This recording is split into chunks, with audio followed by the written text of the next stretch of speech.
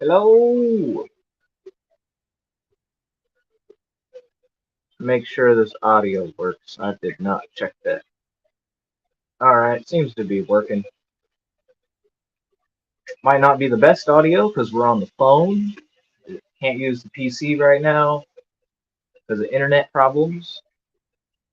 Happens when you switch internet providers. Don't do it if you're a streamer. Just stick with the internet. It's working good. Don't try to find a cheaper one. We got a ton of people up in here.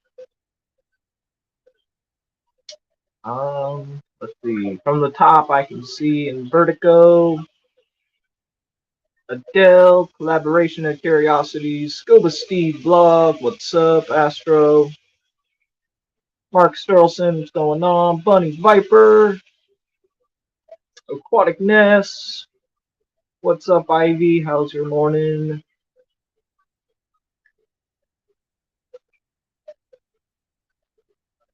Mark sure is Australian. Black Powder Aquatics, already smashed live.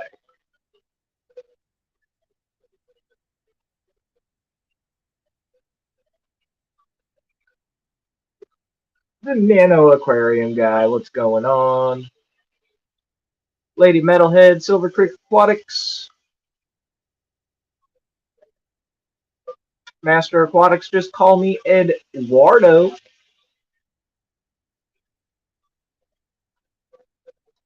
Coro, what up, Raven?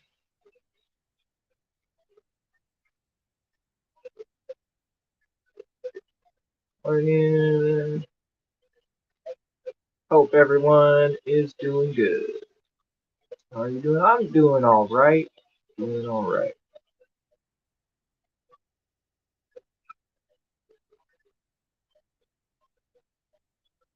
You need everyone in my live like this?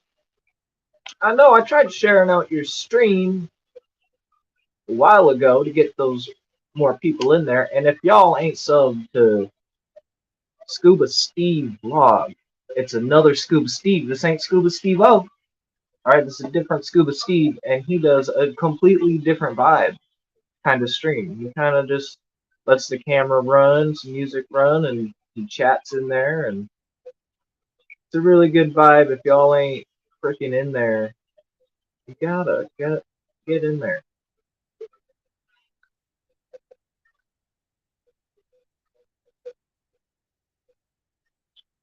I don't even know if I have any mods. I know Monster Fish Gal is a mod. Thank you, Lori, for posting that.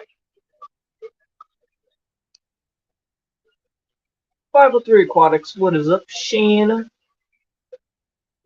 Here's the tank, Shane. It is looking so good. I haven't fed the fish today. I moved one of the anemones in prison. So the anemone split, and they were both chilling up at the top for a good while. But one of them, this guy, he decided to go up for a walk. He decided to go on the back glass, and then he tried to go on the side glass, and then he was creeping his way up towards the power head. So I was just like, nah. We'll get you off there.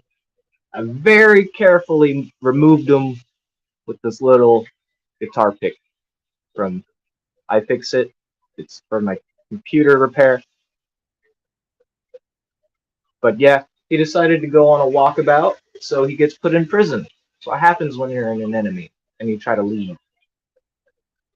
Why is it in jail? Because if I let him walk about the tank, he'll either end up in the power head that you can't really see, it's right there, and get torn up all to bits, and then his stinging cells, called nematocysts, which are what an anemone uses to feed and sting little shrimps and stuff, those will get into the gills of the fish and then kill the fish, which is a bad day. And then he could also just straight up walk around the tank and sting the crap out of all the other corals. And that's why I had to move my toadstool down here, because it was up there. But one of the anemones is, I mean, they're super happy. They're huge. It straight up reached over and just stung the crap out of it. So I put him on the sand bed. He's finally starting to opening back up. But yeah, he is in there. So it is really cool because it's a natural split and pretty much propagated itself, and aquaculture anemone. You know, I'm pretty sure most anemones are aquaculture, but um, these are really nice rose bubble tips, and yeah, they are really nice. We got the waving hand Enthelia, not Enthelia. Wow, pulsing Xenia. I'm used to the Enthelia of the upstairs tank. Pulsing Xenia is doing really well. It's growing, consuming nitrate.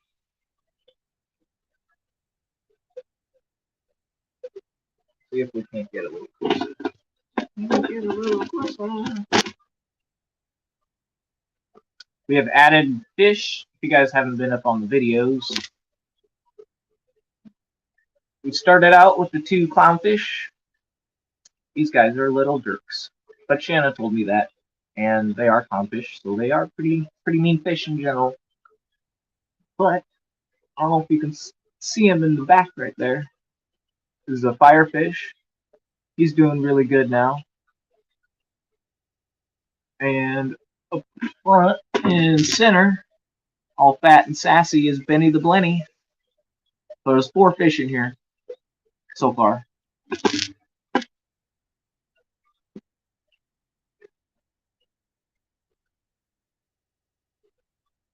We do have one coral kind of pissed off. See that guy right there? That's a purple candy cane. He's like the only one that's not doing well. I mean, I got Alveopora in here just straight up growing. Goniastria, hammers.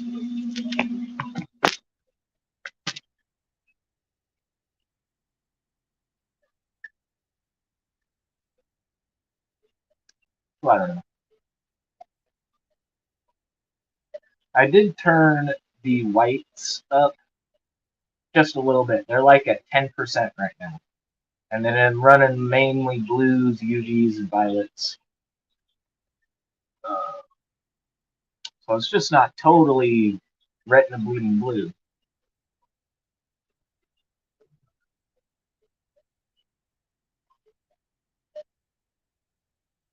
No, this isn't the full actinic. I have the whites turned up just a little bit so that the camera can see some of the colors. I have to like completely exit the stream and go on the app on my phone and change it. But I just put it in manual mode and I changed the spectrum that way. When I'm done with the stream, I'll just put it back in the automatic mode. And it'll go back to the set schedule. Okay, I think I'm missing chat here. Missing chat. I'm not going to be able to catch it all. Scuba Stevo, what's going on? Skydancer.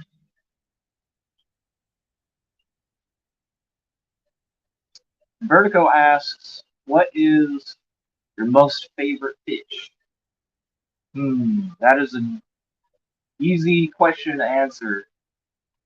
My most favorite fish, I don't have them anymore, but the little dwarf cichlids I kept, the Enigmatochromis Lucy from Africa, those were a really cool cichlid, and I miss keeping them. That I finally lost the male. Justice for the anemone. Beautiful clouds. He'll come out of that prison box for $50. You just gotta pay the fine. Ricky B.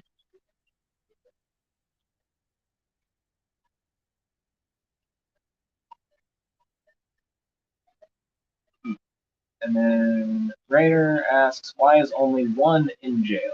Because he is the only one that decided to go on a walk. This other anemone, he's smart. He decides to stay put, so he's staying put. How it goes with anemones. Once they start moving from their spot, you need to get them out, or else they're going to sting the crap out of all the other corals.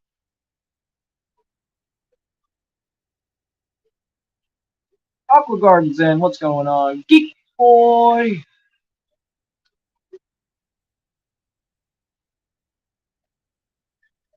I'm sorry, I've been out of the loop in the streams and stuff for a while.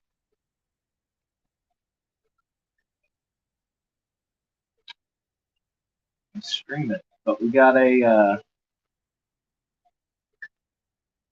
the weekend stream coming up still. We'll be doing the Salt Shaker number 4. I believe we will talk about source water and RODI. And if you guys haven't seen my Instagram, ooh, check this out. We're going on a mission.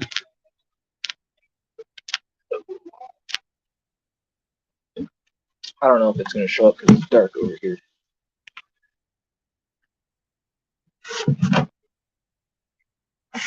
This is my triple canister water treatment filter. This is a sediment filter and 2 high capacity carbon blocks.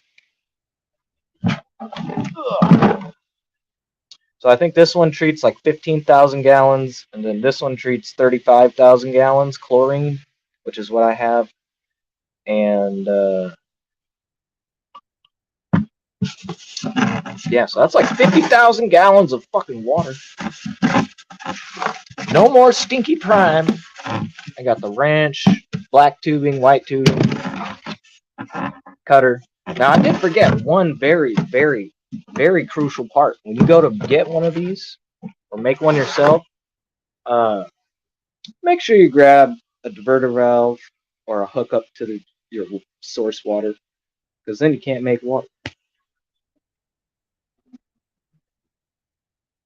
Oh, and I gotta turn these lights on.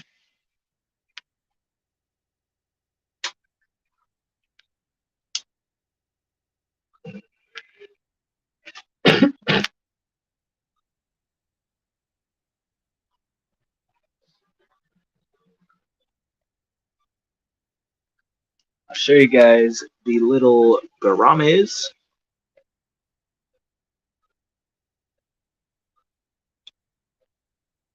So cute, so little. Still working on their setup. Waiting on some sand. And then I'm rescaping this. And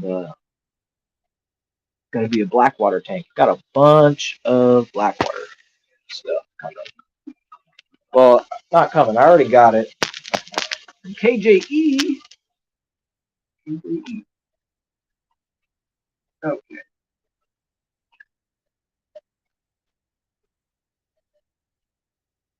There's the firefish. How long will it stay in jail? Not sure yet. Probably till someone comes and buys it.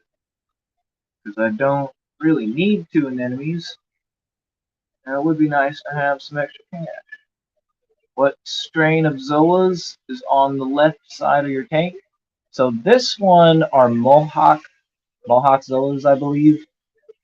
They came with the tank. All the live rock, all the rock is like 2 years old or something, and super mature. So I'm not just going to let that go to waste. We're going to use it. Instant cycle this tank pretty much.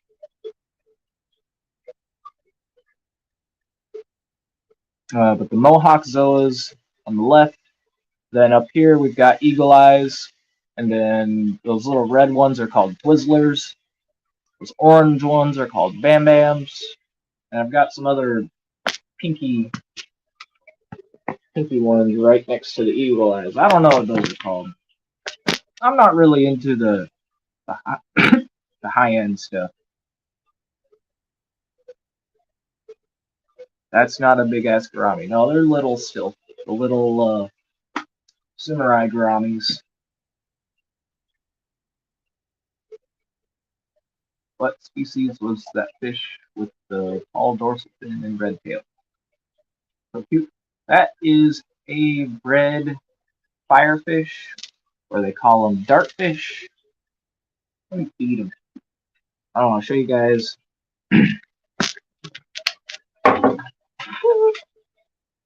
This dude. This is a sea urchin. Very spiky. It does not feel good when you touch him. And he is right up in the feeding portal. Just like, yeah, put your hand in there. Feed me. Uh-uh. You got me fucked up, motherfucking urchin. You ain't stinging me. I almost need to get two of those little feeding portal things. Well, open it up to the front.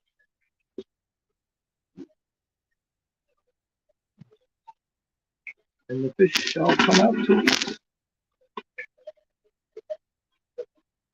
Pretty much what I feed every day, along with some frozen food. Not every day the frozen food, but every once in a while.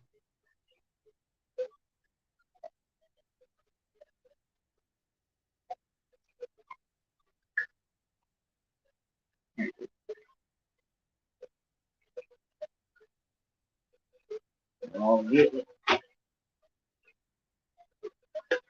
There goes Benny. Now where's the firefish? There it goes. In the cave.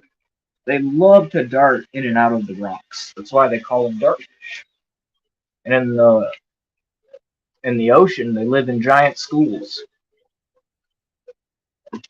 Well, I guess not giant schools, giant harems with different pairs, and each pair has like their own little crevice in the rock.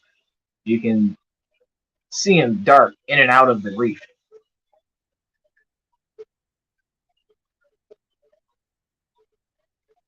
Twizzlers can be so sensual. Lurking while doing oil change. That's good. Do that oil change, Silver Crate. Someone come shovel the snow for me. Oh no. I can already feel it coming. Snow. The urchins are so neat. They are neat. They're cool little creatures. One food I regret trying. Nail it so hard. It's like the ocean sneezed in your mouth. I think it's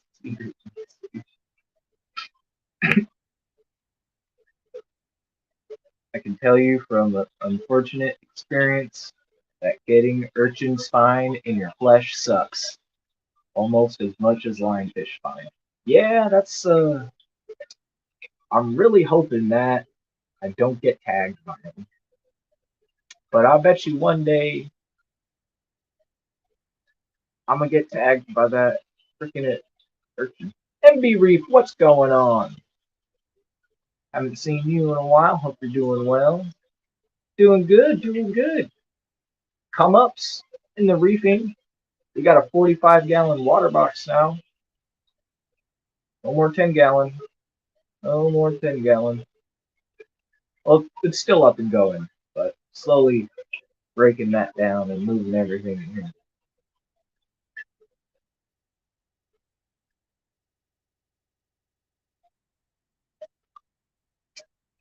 Stephen P.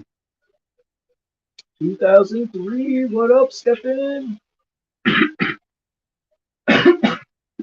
Sorry, my voice still isn't 100%.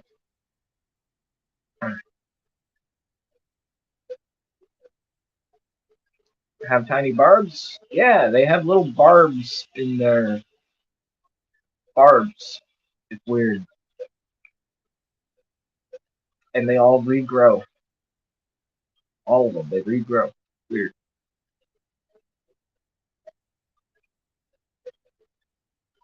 Should have seen me when I when I had to move that anemone over here. Oh, that was fun. Thank you, Zen. We had pretty good Christmas.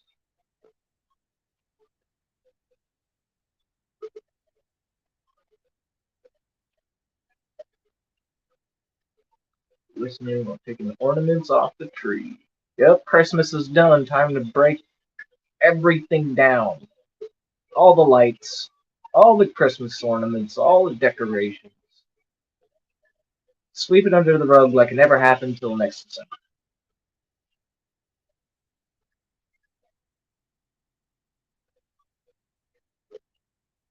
Virgin makes me feel inadequate. That's hilarious. Mexicali, I don't know if I said hi to you. What up?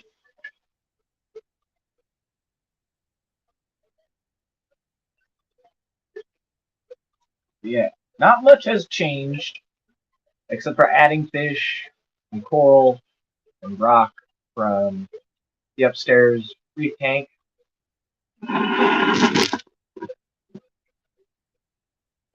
Isn't This isn't the late night show, my bad. Oh, I don't give a fuck.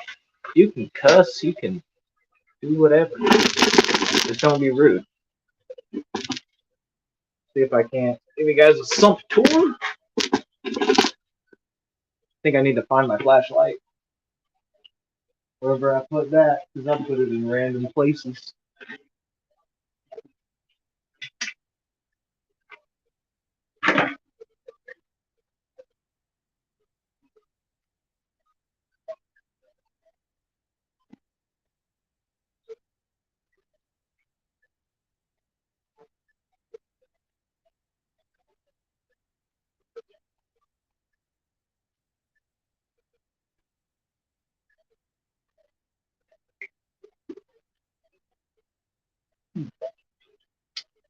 I seem to have put it somewhere. Oh, I have a flashlight. Oh well.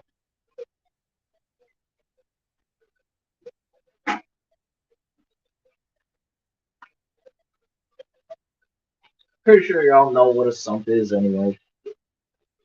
If you don't, it's like a whole nother tank in the stand that drains from the top tank down below it, turns back up. I don't know if anyone is at work. Well, sucks to be them then. I'm kidding, sorry.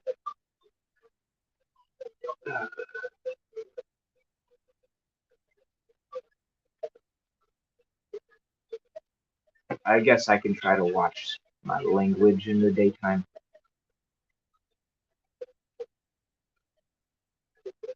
Leave one of these firefish gobies. Too adorable. They are so cute. And apparently it's really difficult to try to keep two of them.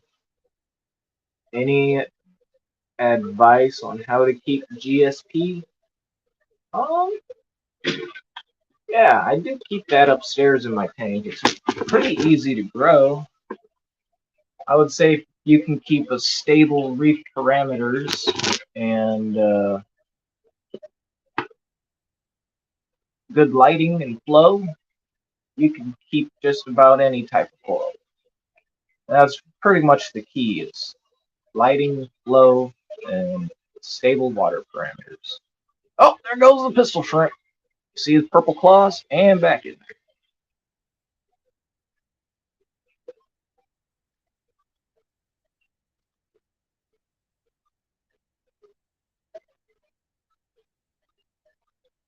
Are compatible seahorses? Hold on, hold on.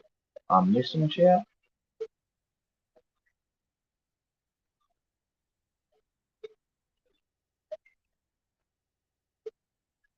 Oh, they would be fine with seahorses, I think. I mean, I've never kept seahorses, but I think firefish and seahorses would be a good team. They're not too. I've never seen them be aggressive, and I've had two types. I've had the purple, and I've had this guy. Purple firefish I had jumped out of the tank. So if you want to keep any type of firefish or grass or gobies, blennies, fish that like to jump, uh, please have a lid. You can do a simple one like what I did, the Red Sea uh, screen top kit. You just do that. You could also just do a simple polycarbonate lid like we do on our freshwater tanks, and I've done that on my upstairs tanks.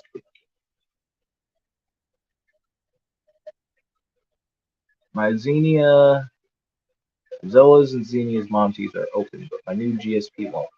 And the funny thing about GSP, I've also noticed, and if y'all don't know, GSP is green star polyps, which is a really cool, easy, soft coral. They have a purple base with bright green polyps, and they just spread over the rocks, and it kind of looks like a green grassy field. I like them, honestly. They're a great beginner coral. But sometimes they just get pissed off and they don't want to open for like weeks, you know? And everything will be fine. Water parameters are spot on. Um, but they eventually do open back up.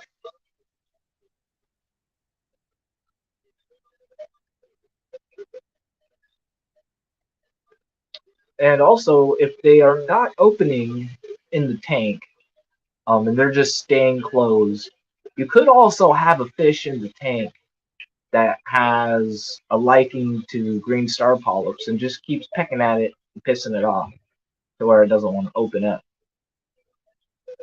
That could also be something that's happening. They're a fairly non-aggressive species, not like the mandarin gobies I want. Those can go as seahorses and will readily kill each other, apparently. Oh, the seahorses will kill each other? Damn.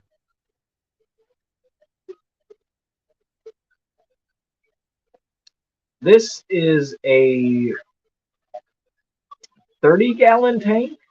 Yeah, it's a 30-gallon tank with a 15-ish gallon sump. So they call it the water box Marine 45. It's really not that big. It's only 2 feet by 18 inches by 18 inches, and it is good, perfect size. But sadly, they discontinued this tank. I'm like, what? But they got some other tank that's close to the dimensions and price. That's just a little bit different. It's a new series. How did you cut your polycarbonate lids? I was thinking of making one for my 180. Top has 3 sections, heavy glass. Poly would be better. Yeah, the polycarbonate would be really useful for that. And I cut it with just a really sharp ass pair of scissors and a razor blade, like a brand new razor blade. You want that. You want the sharpest blade you can find, and it'll cut right through it. It's really easy. It's pretty much just plastic. So make the world a happy place, y'all. So, kid song told me that. Seems legit.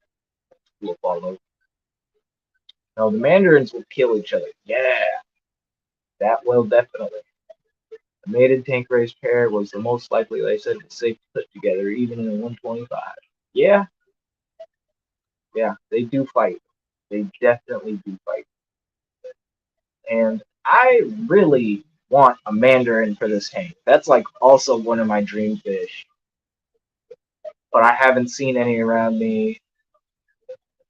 So I think I'm just gonna buckle up and order one from Biota, which is Biota Aquatics.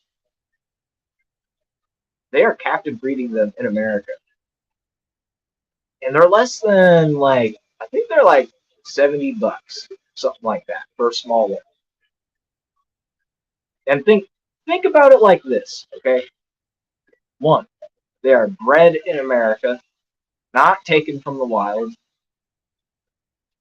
Two, they've been bred, and you know breeders will take the time to actually quarantine their stock so that they make sure that they're breeding healthy stock. And three, they eat pellets and other stuff. Frozen foods, 1 gallon tank, no fishies, just a dwarf hermit and some snails. live rock. The dwarf hermits could also be pissing it off too. They could just be crawling all over it, and they don't like that. Thank you. That would be a perfect size for somewhere. I'd have to look for something compatible.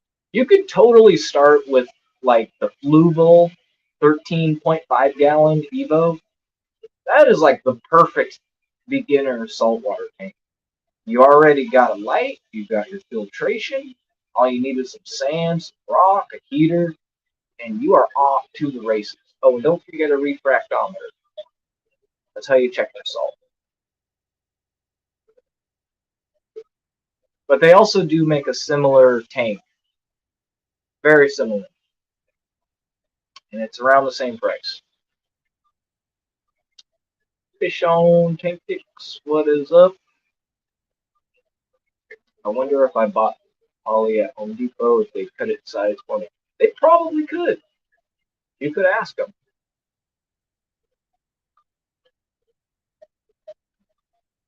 My dream is to sell my house. I like that thing. Sell your house, buy a bigger house. What is up, Jeremy?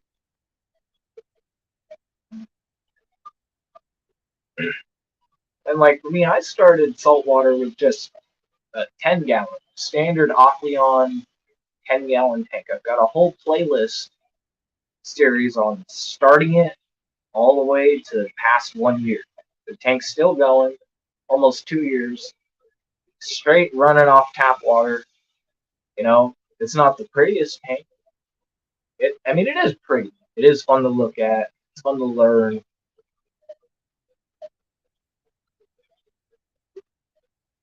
Instead, I want to go bankrupt with the super deep substrate tank and the whole Coral View Hydros. I don't think you need a controller. The average reef keeper does not need a fancy schmancy controller. As much as it might be nice to go get one, like I've been looking at that new Apex A3 Pro and A3 Junior, which looks really nice. I can plug an EV8 up to it and it'll work fine. It'll control heaters, it'll control lighting, it'll control fucking anything I plug into it. pH, temperature, already off the bat. Water monitoring, flow monitoring built in. Like, come on. Who doesn't want one of that? But do I need it? No, I do not. I don't need it. It's not going to be the end of the world if I don't have it. My curls aren't going to grow any faster if I have it now. Will it tell me information when shit goes wrong that I want to know? Yes. Like if your heater starts to cook the tank, it'll tell you. And if you have an EV8 and everything's hooked up right, it'll even shut everything off automatically, like the controller, and it will control the lights and dosing. Legitimately, everything you could think to do, automation, you can do that on an Apex if you know how to code. I've seen crazy shit be coded into Neptune systems. Singing is people at work right now. What was he saying about people at work right now? I think it was the whole cursing with people at work. The good news is I already got the bigger house. Just gotta sell, rent a smaller one before I die. Stress with mortgage payments. Shit, how much is rent? I'll move.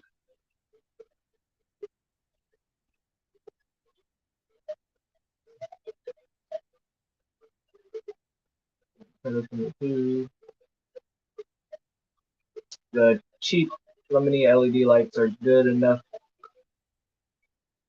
for coral growth. Yeah, the freaking most lighting nowadays, the cheap lighting will grow coral. You don't need a $300 light. My tank upstairs has a $60 light from Amazon, a company you might very well know of called Nycrew. They make great freshwater tank lights, budget tank lights that grow plants. So I'm thinking, well, if they can grow plants, I'll try their marine tank version, and hell, it grows easy coral. And it's actually too fucking bright. I gotta turn it down.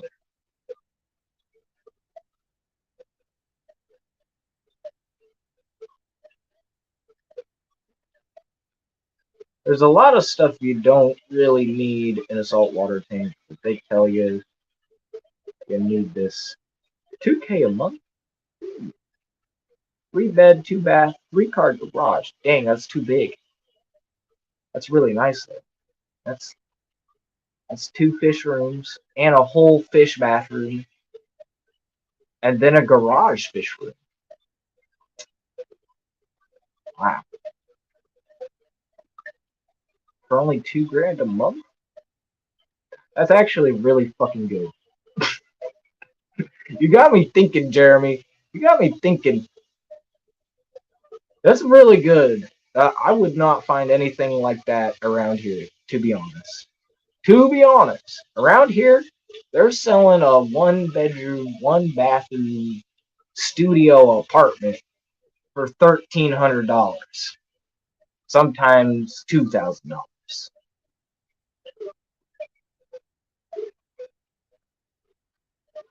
So honestly, it might be worth to move up with Jeremy.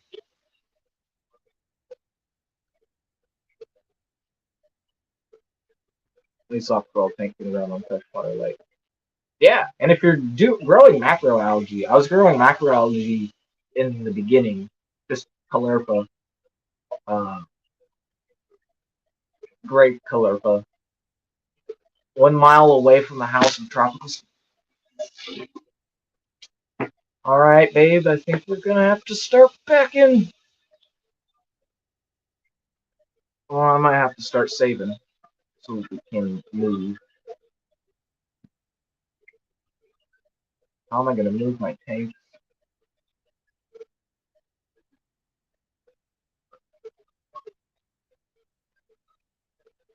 Glen Burnie, Maryland. Not a bad area either.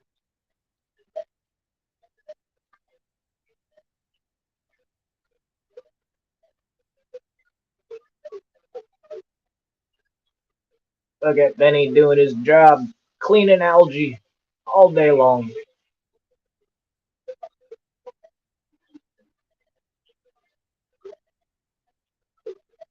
Honestly, I will have enough leftover tanks. Cool. That makes it easy. Except this tank. This tank I am going to have with me till I die. This is the nicest tank I've ever had.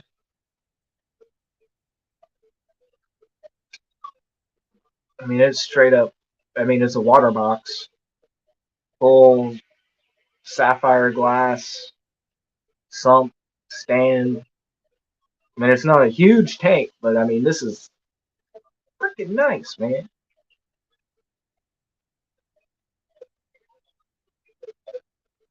I mean, if you look down the edge of the glass, if you look down into the glass edge, on a regular tank, it's green.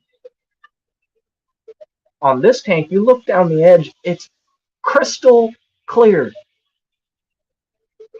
Ooh, ooh, that's nice.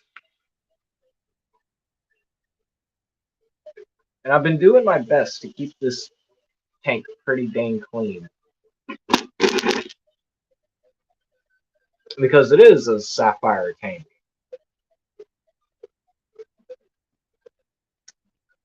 Gotta take pride in it. Maybe we'll change the subject.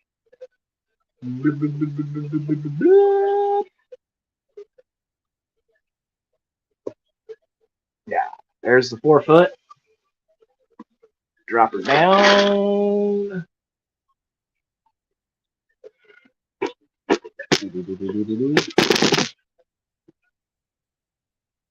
There's all the tiger barbs and crustaceans and fishes. Perfect house for a monster fish cow.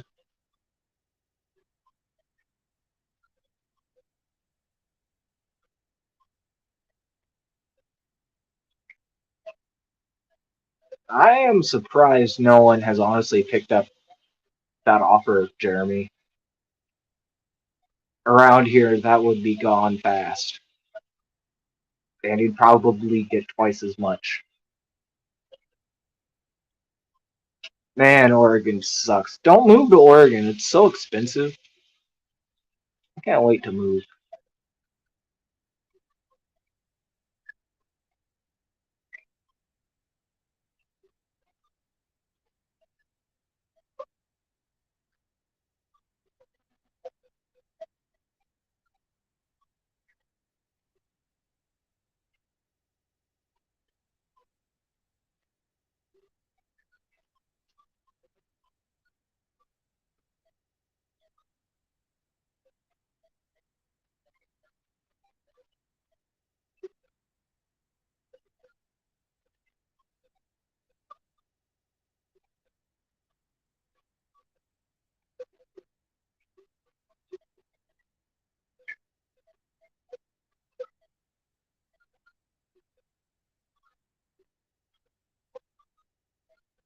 Let's see, what kind of loach? Scooting around on the bottom? There are no loaches.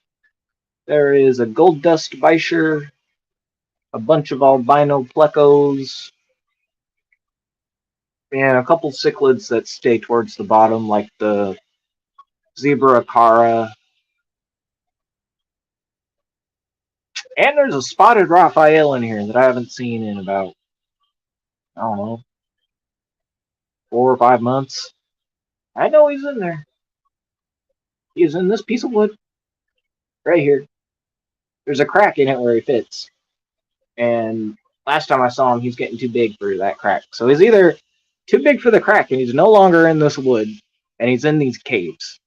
All these rocks are caves. I just have the holes flipped on the other side so that you can't see them. So they just look like normal rocks. Some good things about Oregon. Yeah, pretty much my family. And legal weed.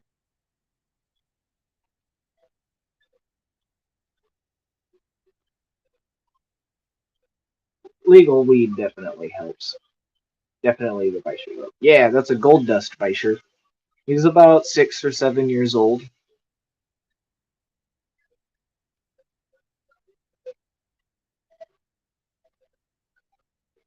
And these two are starting to pair up. My festivums. I got the Three Stooges over there.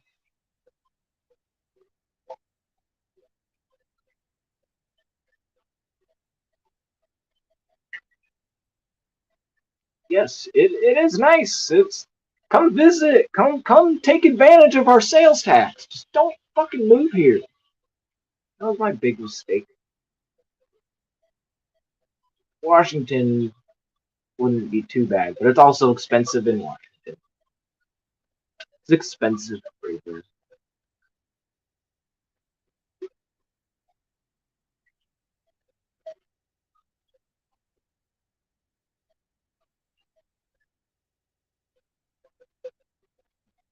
They just legalized it here now. Come July, planning my grow. Now, nice, nice. I used to grow a bunch. I actually turned my grow room into the fish room.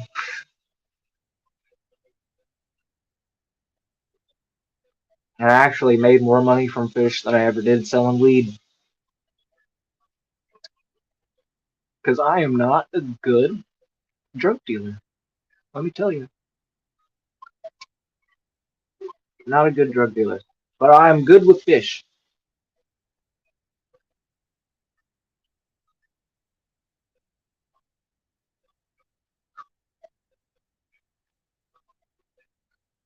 And this rainbow fish, he is so big.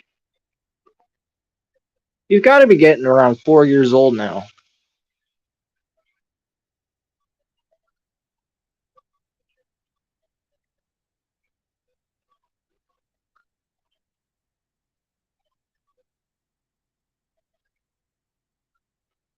Oh yeah, lots of good beer too. If you like IPAs, Come to Oregon. That's where you get all the IPAs from. There's a lot of them. Look at her. She is all pissed off. She's like, yeah, you stay the fuck away. You don't come close to our corner. Fuck you up.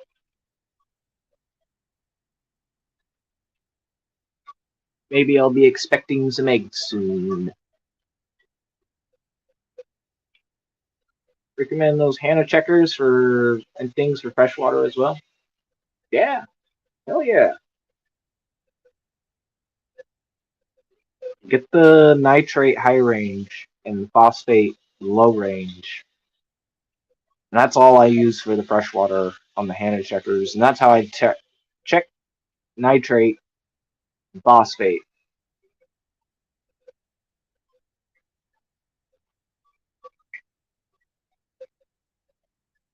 But I mostly just use them on the saltwater tanks. I've got 4 of them now. I've got nitrate, phosphate, alkalinity, and calcium. That is all I need. I'm not buying any more.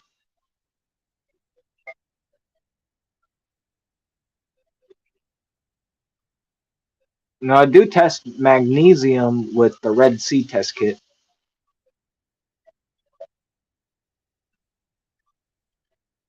And I do periodically check the Hannah checkers with the other Red Sea tests that I have.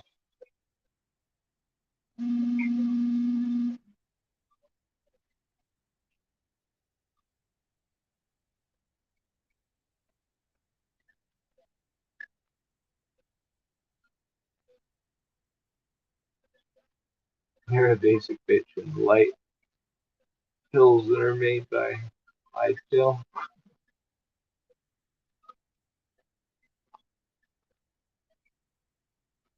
Letting the internal dialogue be right. I do it every day.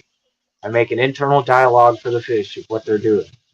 Like these guys, they all roam around in a pack. These are my tiger barbs, and they just pack around and with their heads down in the algae. And the angelfish, they're looking a little worse for wear. I gotta get them out of here, man. These guys are a little too rough on them. A little too rough on them. Now, I will tell you, these festivums are discus killers. Go ahead and ask Kenny about that. I got one of the festivums from him, and he got his festivums from the same guy I got mine from because he was breeding. That guy was breeding. And yeah, apparently Festivum killed one of his expensive discus, and I can totally see that. They're little assholes, little jerky jerks, jerk face.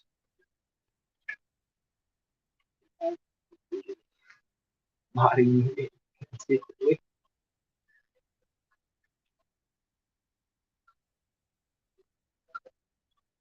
How about landscaping oriented nitrate checker, and it does all right for a $28 3-pack. It came with a pH and TDS meter too. That I was actually buying it for. Oh, okay. But it's much higher range.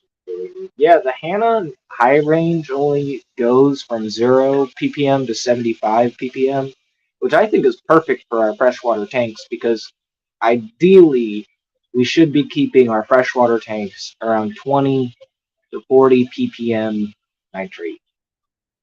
Ideally, this tank sits a little high.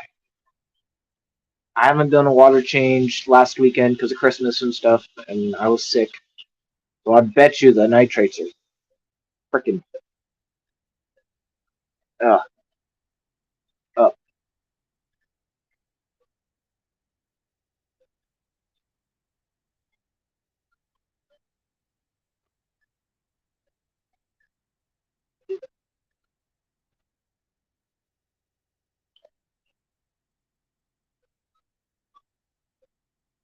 Oh, and let's show you guys. Flower horn. Flower horn is getting massive. Growing slow though. Growing slow, but he is a lot bigger than when we first got him. He is. We'll step it back. There he is. Hi, buddy. Hello. Bring the light up front. You can see his pretty colors. Oh, he's all washed out. He's a white fish.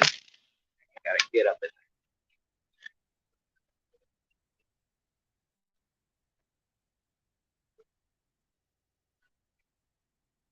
there. He's all excited to see me. Woo! Back and forth. Woo! Woo! I know, I missed you too, buddy. I freaking love this fish.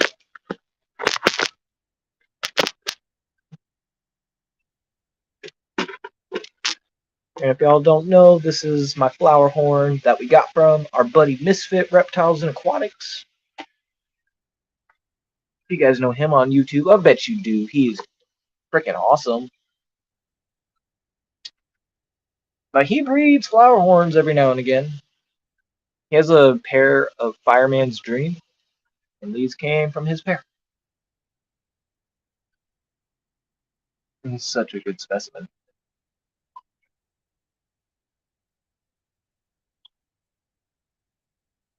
And yes, he is in a 40-gallon breeder all to himself. He's got a 200-watt heater. I think it's 150. I might swap it out to 100s because I'm finding two 100s to be a lot more reliable than one heater.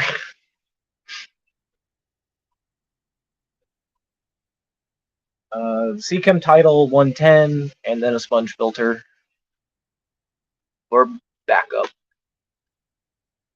in case I ever need to set up like a hospital tank for them. I don't need treat a whole 40 gallons. Put them in a 10-gallon in that sponge filter temporarily if I need to.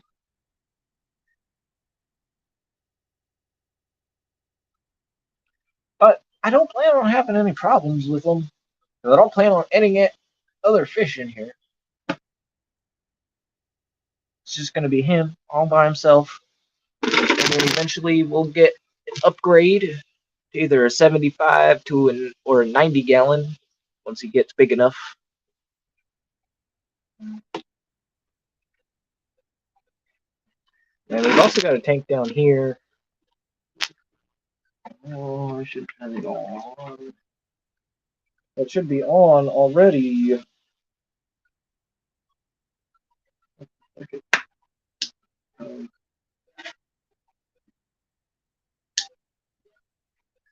There it goes.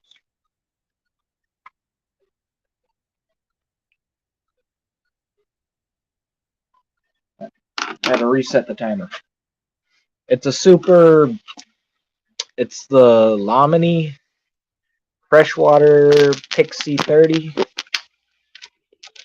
It's like a wannabe AI Prime, but $40. And it lights the shit out of this tank. I'll tell you what. I'll tell you what.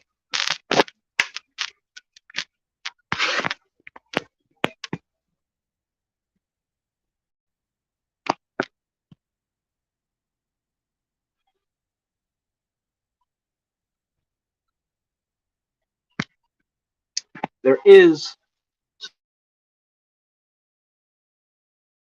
I top this bitch off. It evaporates so fast. This is a week of evaporation because I have no lid. This is like I fill it up every week after a water change. Well, I fill it up, then do a water change, and fill it back up again.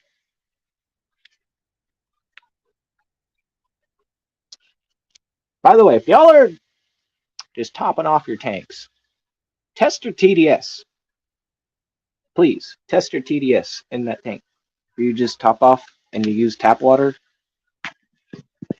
don't let it get too high. If you're using distilled or RO water to top off your tank, that is fine.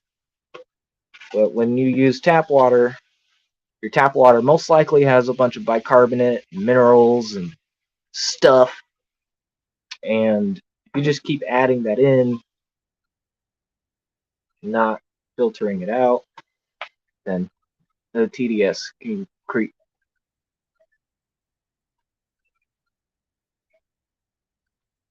Ooh.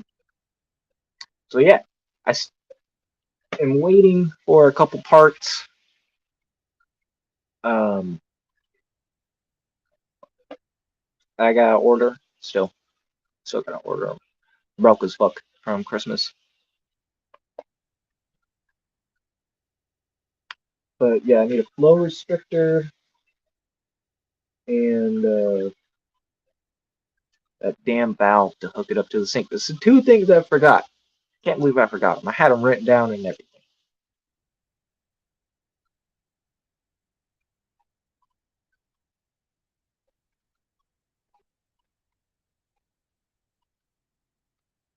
Those 75s are on sale right now, aren't they? I have no idea. I haven't been to Petco in about a month.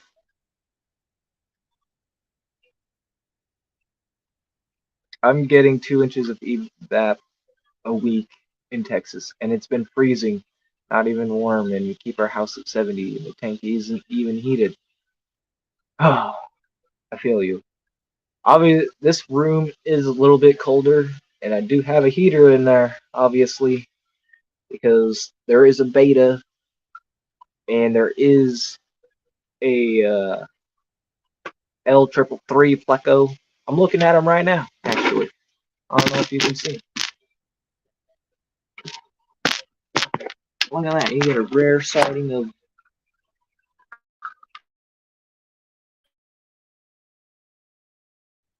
Except now. You can't see shit. But yeah, it's 20 gallon is running on a little canister from Eheim, and then that's my CO2. I gotta refill it.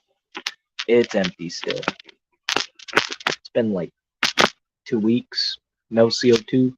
I mean, the plants are fine. I'm just not dosing as much right now.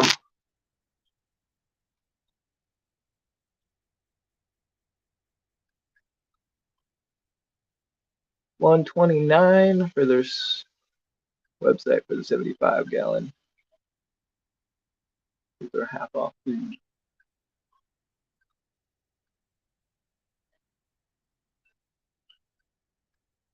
You should do it, Zen. You do a seahorse in a 120, not a 120, a 75.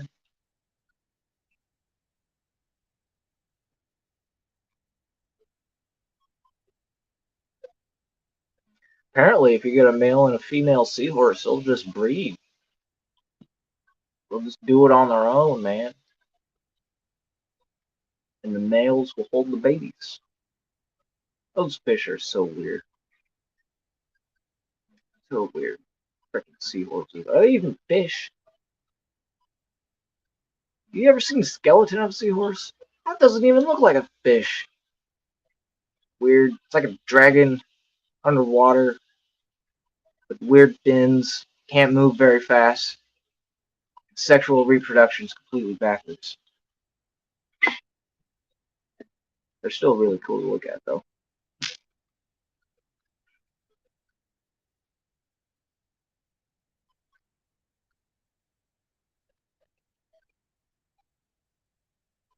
Yes. Enables them to start her seahorse tank.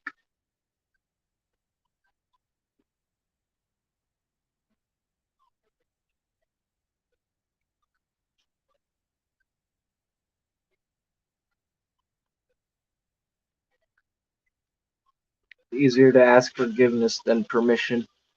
Yep.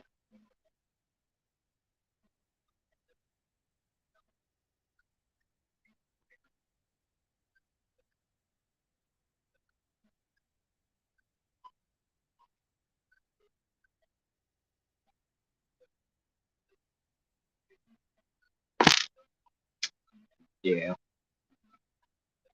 It's definitely difficult if you're in an apartment or renting, but eh, I'm gonna just screw it to a piece of wood and then screw the piece of wood into the wall.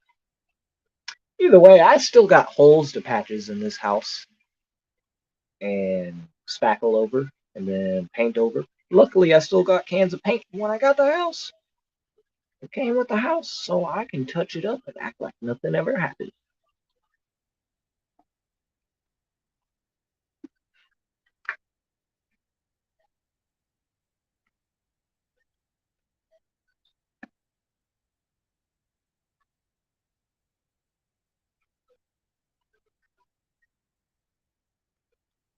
I thought about getting all males because they have so many.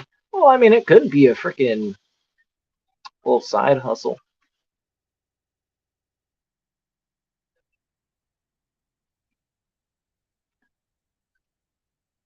Build a mobile RO hooked up to a brute trash can.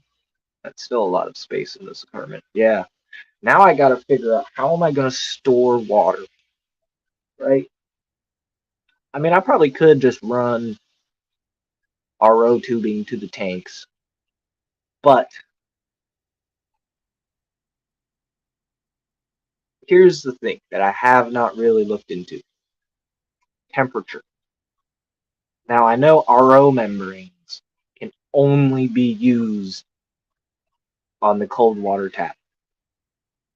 I'm not sure if carbon blocks need to also be on cold water or if I can heat it up too. But to be safe, I'm just going to keep it running cold all the time and just have a couple brute trash cans and toss a heater in there.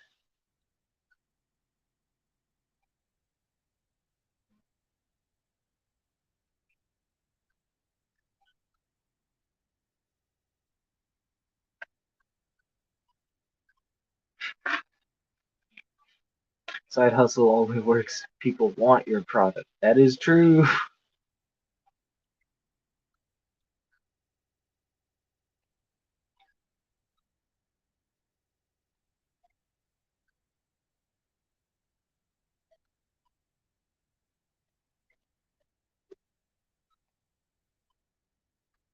Mm.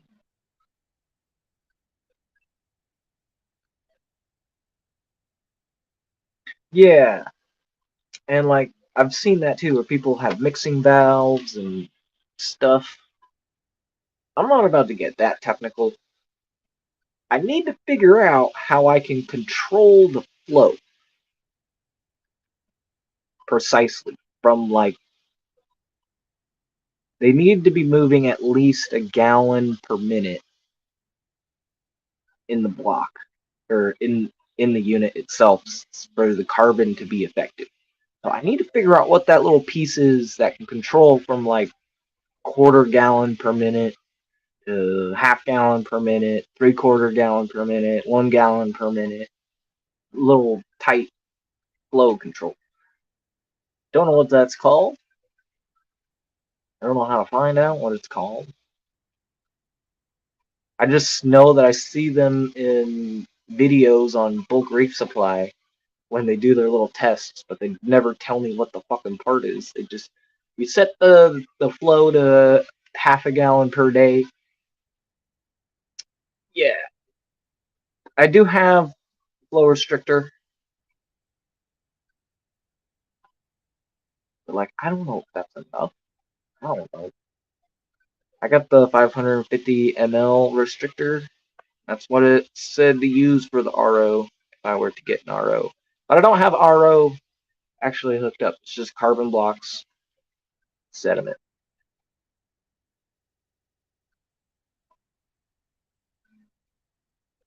Mm. But I do think I want to hook up at least a RO. Maybe. I don't know. I mean, I've got less than 15 TDS coming out of my tap. Do I really need RO? Do I? Do I need DI? Probably not. I could probably just get it back with a sediment filter, and 2 carbon blocks. High capacity carbon blocks.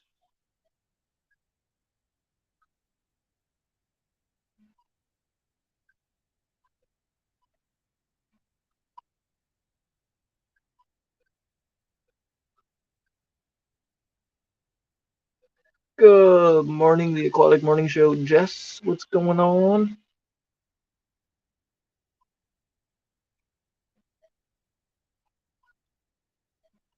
Maybe I'll show you guys the tank upstairs. It's looking empty. A 10-gallon reef. It's looking sparse in there. Carlos is in there. Lemon and Candy are still in there because I'm unsure of the other pistol shrimp that's in the new tank that came with the tank. It's a different species. It's big and loud. A lot louder than the other pistol shrimp. What is the pH of my tap? It's like 6.87 neutral.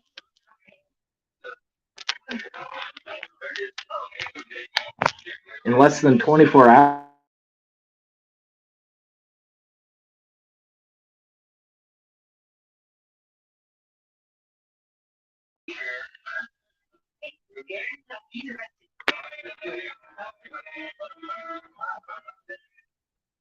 But yeah, here's the 10-gallon reef. A little bit of stuff on the bed. I believe it's dinoflagellates because guess what? This reef, almost 2 years old, is 0 on nitrate and 0 on phosphate. Still bottoming out, no matter how much food I put in here. To the point where I'll show you my nutrient control. We got purple nori, green nori, seaweed extreme, freaking reef chili, freaking Omega 1 veggie. Let's see. Golden pearls, brine shrimp direct. Straight up.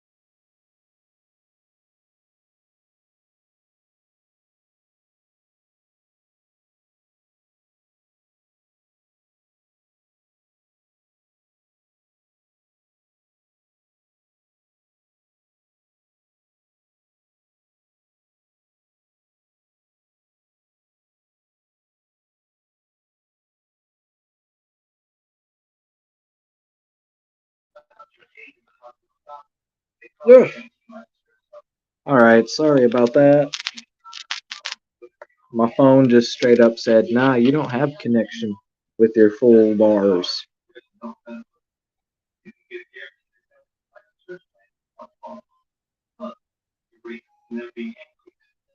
And if you keep your resin separate, you can wash them with acid alkaline salt other resin recharge DI.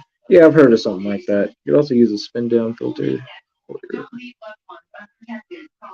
I think the 3 will be good. I almost went 4, 2 sediment and 2 carbon blocks, but I don't need 2 sediment filters. That sounds like Dino's. Yep. So we were just getting into that. I was showing you guys my nutrition box. This is straight up nitrate from Brightwell. I gotta get better at dosing that. I guess I should get an auto doser maybe. And neophosphate, right? Because I can't get that up. And here are the aminos. I like the Brightwell products. This is amino acids for fish and amino acids for coral. You take your reef roids or your reef chili, coral food, and you soak it with the coral aminos instead of tank water.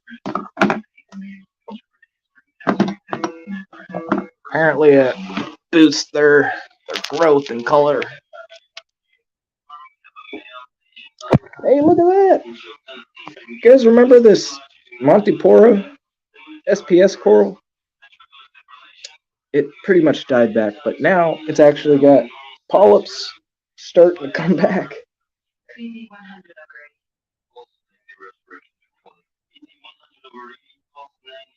Use a bit of skimmer waste to collect it or correct it. I probably could if I owned a skimmer, but my other tank does not have a skimmer on it. That's coming soon. I didn't want to start with a skimmer right away and run into nutrient problems, bottoming out. But they still got the Duncan coral. Let me show you guys. There's Duncan coral.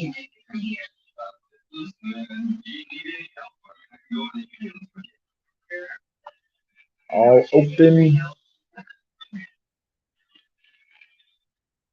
I gotta feed him today.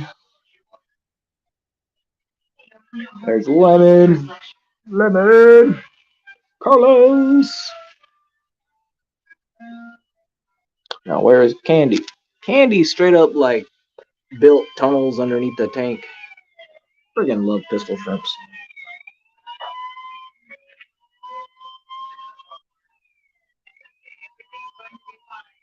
Yes. Congrats, you overachievers, making the rest of us look bad. I know. Got me over here still staring at the Christmas tree. This is Lemon. He is paired with a pistol shrimp, a candy stripe pistol shrimp. So his name is Lemon, and the pistol shrimp is named Candy. And together they make lemon candy. They were the first life forms in the tank. Lemon was my first fish, and Candy was the first shrimp. I did start with a hermit crab before that. And here's my green star polyps. They're doing really good. Waving hand and Celia just taking over. Cabbage leather is closed. And Kenya tree and more pulsing zinnia. Yeah. And my little clam is still alive. I don't know if y'all remember my baby clam that hitchhiked on the cocoa worm. Well, the cocoa worm died, so I took the baby clam off of the cocoa worm, and I put him right there, and he's still alive.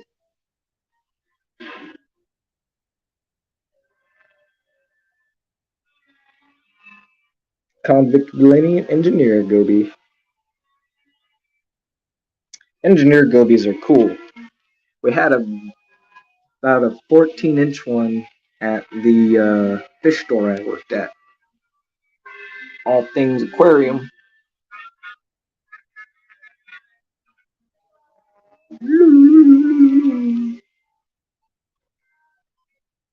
Oh, I miss Candy. Let's see if she'll come out. Oh, there she is. Candy pistol shrimp. Bright red and white. They are just straight buddies.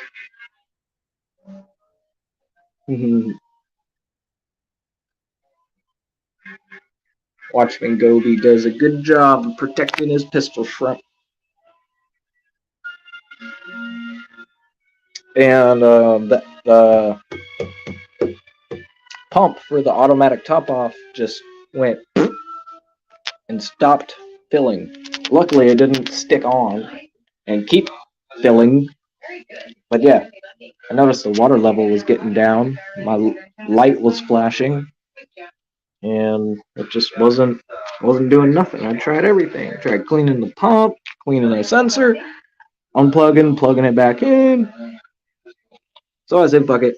It's been like 20 months, so I could I just bought another pump. It was like 25 bucks for a new pump.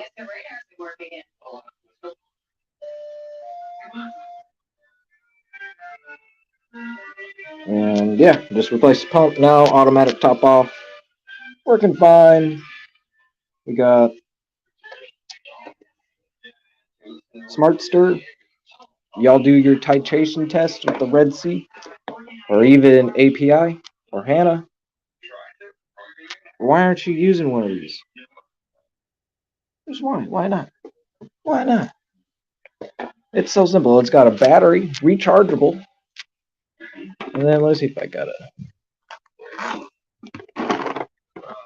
Yeah, yeah. And it comes with a little bead. It's in the box. I'm not going to take it out. But yeah, just put it in there. Put the bead in there. Fill up your reagent. Now with the API kit, they are a little top heavy. You guys know this about API. They slip and fall, so you might have to hold on to it while you're doing it. But it does do the job. It works really good when you got to do like GH and KH tests. You got to count the number of drops, shake it, count the number of drops, shake, drop, shake, drop, shake.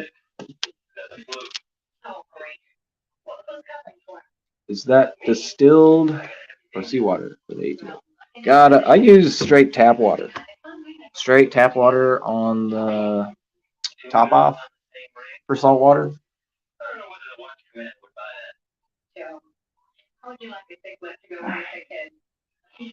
But I do water changes every 2 weeks. Just to bring in new trace elements and alkalinity, and also try to clean this crap up. But I imagine if I used RODI water, I probably wouldn't be having this algae problem. So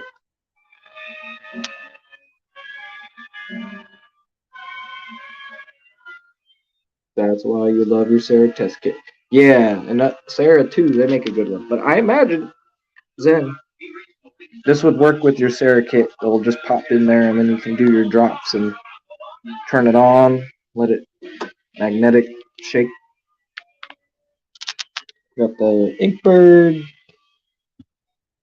That's the LED control, wave maker control, automatic top off, and here's the control board, like switch box for everything. So I can turn off my wave maker, I can turn off my Inkbird, I can turn off my ATO, I can turn off my filter, and I'll leave the light on. I'll turn that bird back on. Let's look at the top. Look at the top. Woo. Hello. Hello, hello. Dang, look at that bologna. That bubble algae. Ew. It straight up popped right off. Look at that.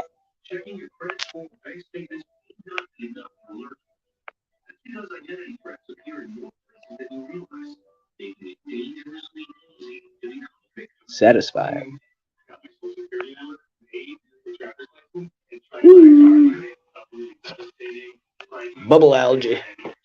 And then I can do my maintenance and whatever, blah, blah, blah, blah, blah. And just come back over here. Oh, want that back on. Want that back on. Want that back on. Boom. Done. No more plugging stuff in. Something, phosphates and silicates. Yeah, I know. Although there's no phosphates in my water. Haven't tested for silicates, but I'm pretty sure with the amount of algae, I got silicates. And silicates are hard to remove either way.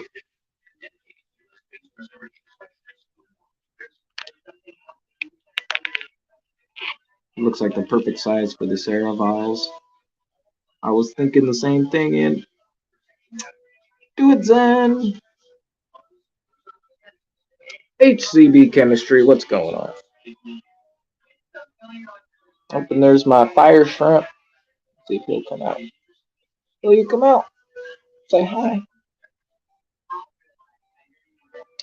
Oh, I might have to feed him in order to get him to come out. Let's feed him some. A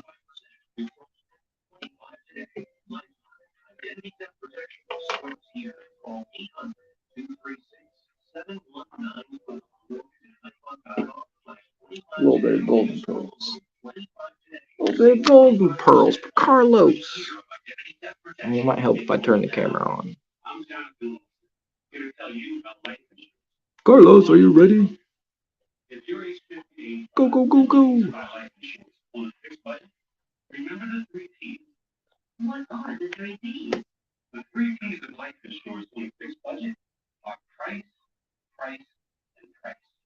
HCB chemistry, what is up? Hope you're doing well.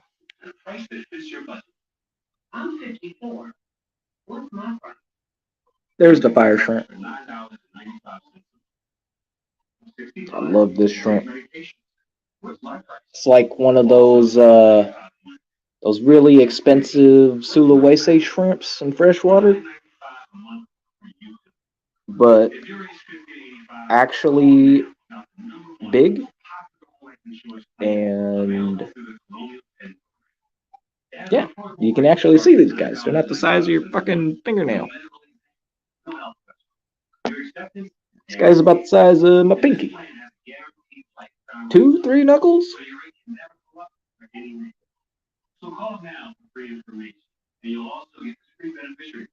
Since hooked up Casa Wi-Fi timers. Yeah, those are nice too. Enjoyed the ease of manually turning everything on and off via my phone app when I need to maintain stuff. Yeah. Or was that SPS that didn't make it? Oh, they're straight up living right here. There's, yeah, you guys remember the sticks I was trying to keep? Yeah, that's the sticks. Yeah, the green Seriatopora. That was them. Yep. And then, yep. Aquaman Montipora. Yep. Straight up dog water. But HCB, I will tell you, I might have to clean the algae a little bit. Didn't clean it today. It's completely lost its color, but that still has polyps. It's just like no color. The polyps are coming back, so that's a good sign I have HCB. But still, SPS don't really fit my fancy. I like the big fleshy LPS and the movement of the softies. Wi-Fi things usually make me anxious regarding security. I have Inkbirds, but my parents have their lights connected to Wi-Fi, so I used to switch them on and off remotely. Yeah, I'm a little weary on the Wi-Fi stuff too.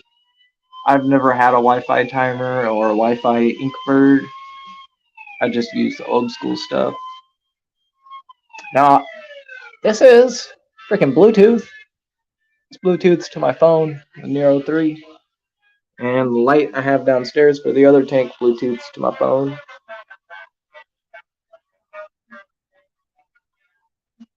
Grumpy face. Boom, boom, boom. Boom, boom, boom.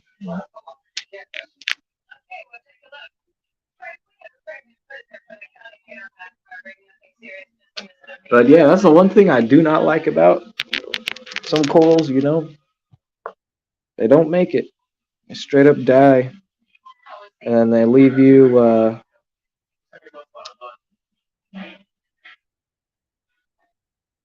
they just don't. I don't know. It might be more flow. It might also be it's too clean in here. Nitrates and phosphates are still 0. Even though I'm sitting with nitrate and phosphate right here, I could just dump a little in there. But it actually takes 2.5 mLs for the 10-gallon. Raise it up to 2 ppm, and then to raise it up 0.02 ppm, I need 1.1 mLs of phosphate. So it's really small dosage. Better than some other inverts. Sea hares. The only time I've seen a body, it's just a sloppy mess. Yeah. Yeah, this is pretty nice. It just sucks. Because this once was a beautiful green Seriatopora bird's nest. This guy was really cool. It was blue base with these bright orange polyps. Yeah.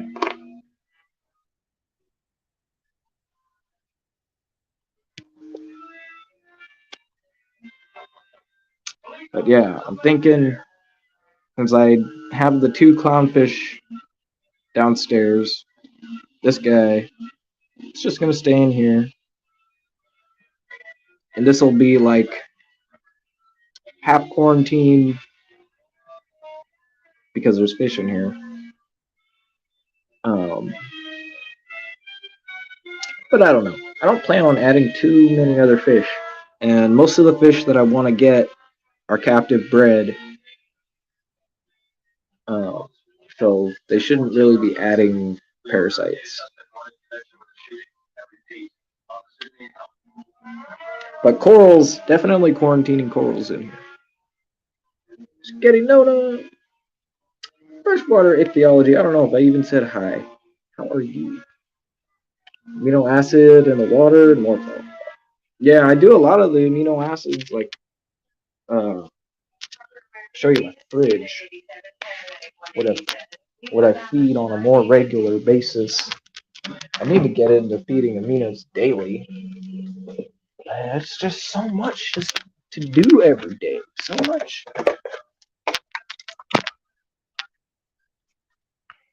Yeah, so I'm feeding this Red Sea Energy AB Plus with the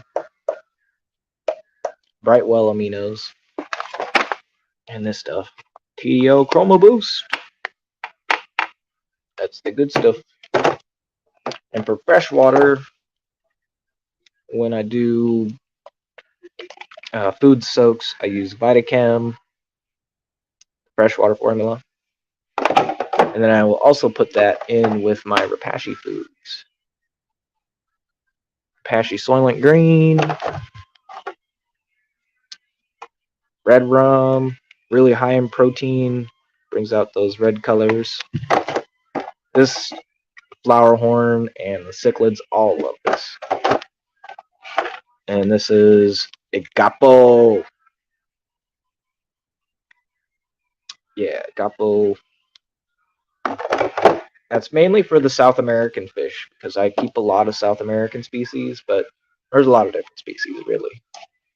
And then mayonnaise. Mayonnaise an instrument? Is mayonnaise an instrument? I don't know. You tell me, Patrick.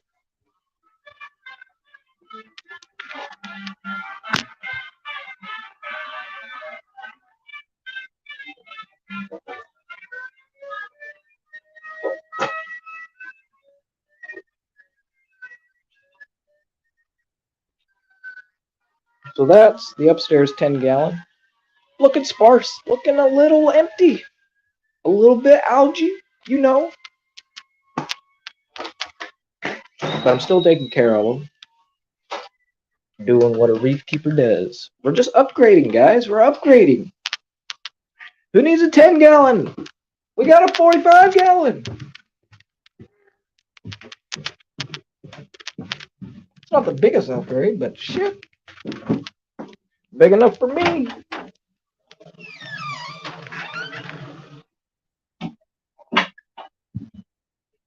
What test do you use? Oh, I'm using the Red Sea nitrate and phosphate, and I'm using HANA high range, phosphate low range.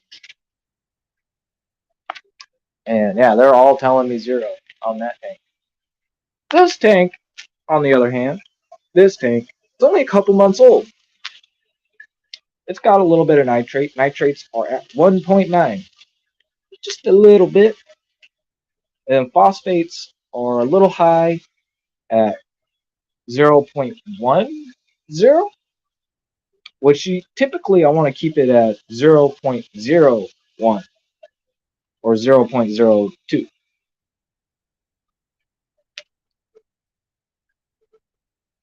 Does your What do you dose for your pH and ALK? Sometimes you dose it.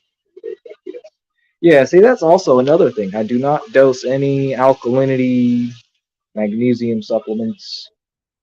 Everything comes from water change.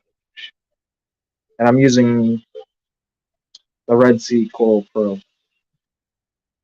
Black Bucket.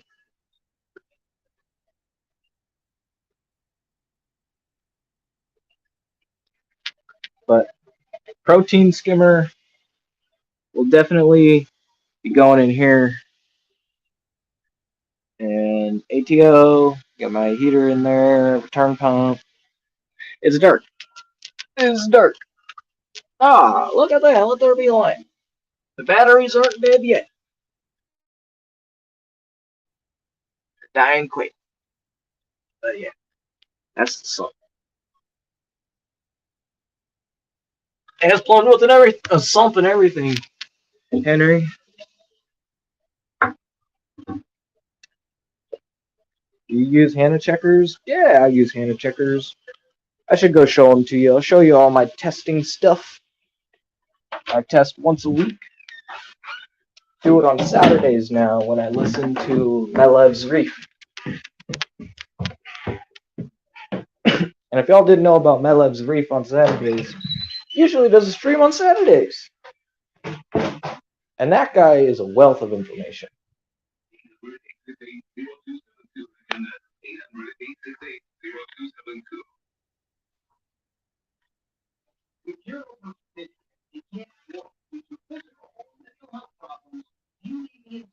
Yeah, that's probably it, because I don't dose.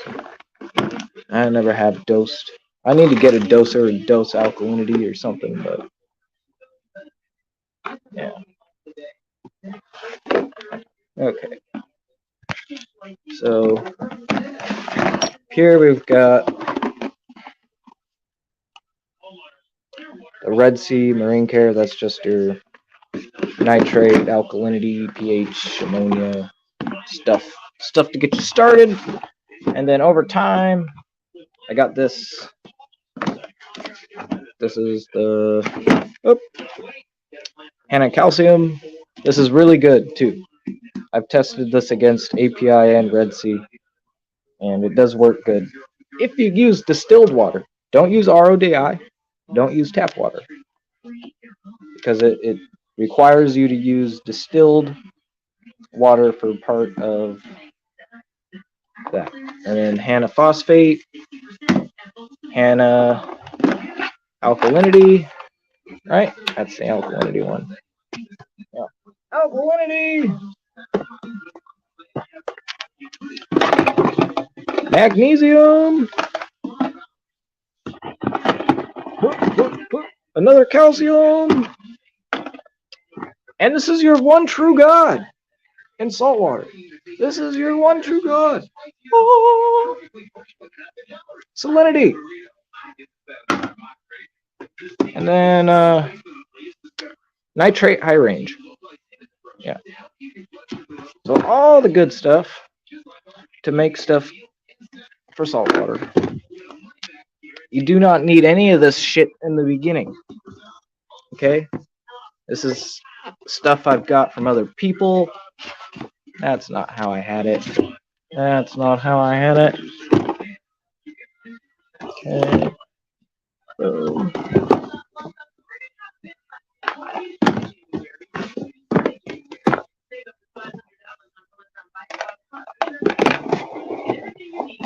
Everything just barely fits.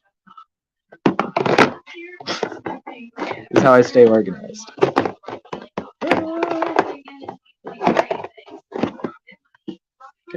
And then calcium. Boom. Boom. Yeah.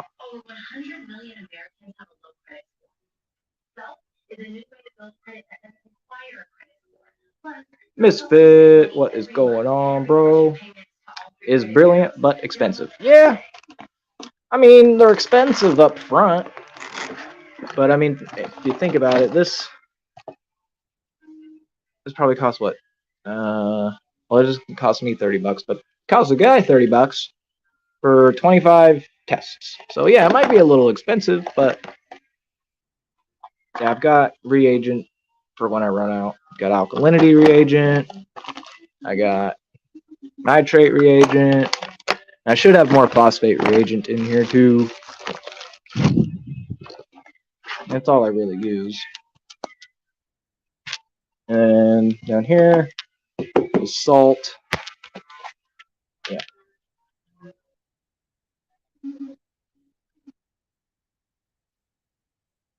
Yeah, my loves me. Reef. It's a great channel. Love his huge tank. Where he streams in front of a huge 400-gallon reef, and he has this like 10-inch Naso tank. I don't know, it's probably bigger than that. Naso tank that he named Spock. That is super cool. Super nerd. All about the fish. Like,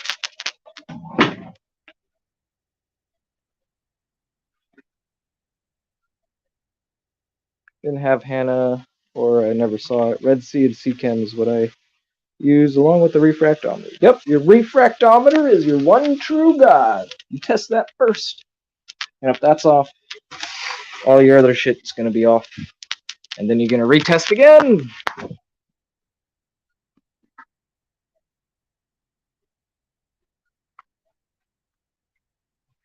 And they make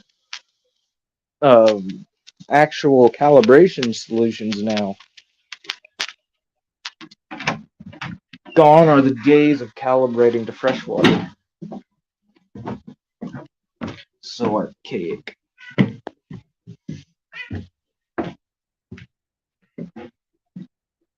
Same refractometer, I believe, unless they all have similar cases. I mean, if you got it on Amazon, probably. Because that's where I got mine.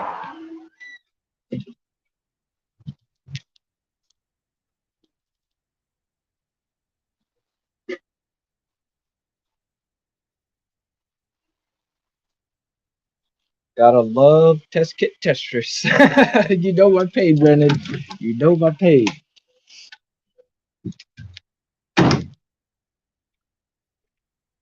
Bottom of an aquarium cabinet. When I need them, I'll find them. Now, I will say, my freshwater tanks, I do not test as often. I might test them once in a month, once every other month, when I get a wild hair up my ass and something looks off. But other than that, I mean, I do my weekly water changes religiously on the freshwater tanks. Because I overstock, I overfeed, I overfilter, over everything.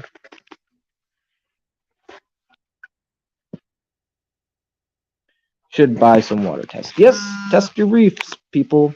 If you are trying to keep healthy corals, you gotta test. Gotta test. And now I've noticed since I don't keep many stony corals, my alkalinity doesn't move very much. It still moves a little bit, but I definitely need to work on getting it stabilized with a doser, some actual 2-part, some magnesium.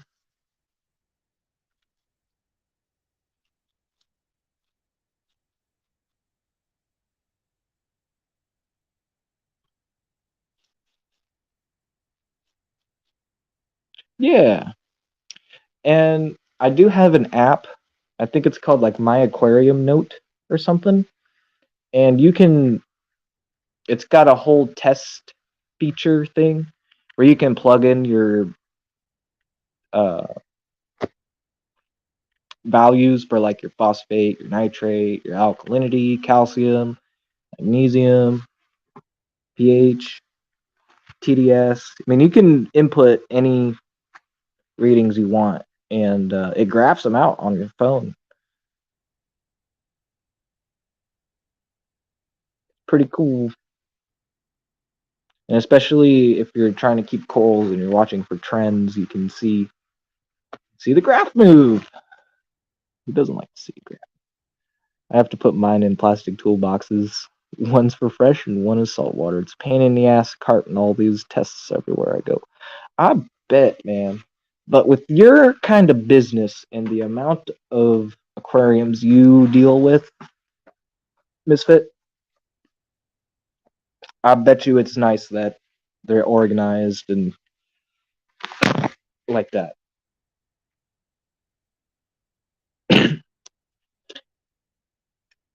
And I hope you're doing well, Brendan. It's good seeing you in here. I did indeed get mine from Amazon. Laundry is in the dryer. I'm back. What is up, Scotty? Same refractometer for assessing the quality of honey. Probably the same from Amazon. Yeah, my work also uses the same refractometer to test something. I don't think it's salinity. I think they're more testing like maybe we said conductivity or something. I don't know. But they're testing something with the refractometer in the freaking uh, sanitation lab at my work. And they have little titrator tests that they gotta shake reagents into and everything. And I'm like, yes, this would be my spot. But I'm not trying to do sanitation. Fuck all that.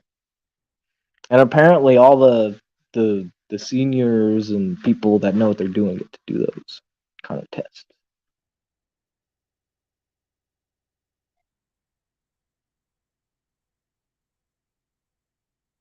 All you really need to do is look at the polyps every day.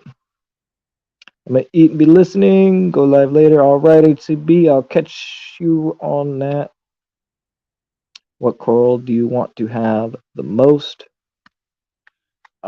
I really want more Frimba Euphilia, like hammers and frog spawn. I don't think I'm ready for true Euphilia, the torch coral, but Frimbophilia, I'm doing good with, and I would like some more varieties of those. And my favorite coral of them all are Deshies, Trackies, and Welsos. Like all the big meaty brain corals or meat corals, Scullies. Oh, I love a good Scully. I'm trying to find me a little button Scully that's under $100, and I found one that's under $100. I just don't know if I want to pay $87 for a freaking coral. $87 for a coral, guys. It's a lot. Just for me to might not keep it alive? Like, I'm pretty sure I can keep it alive, but what if I don't? I've never had a Scully before.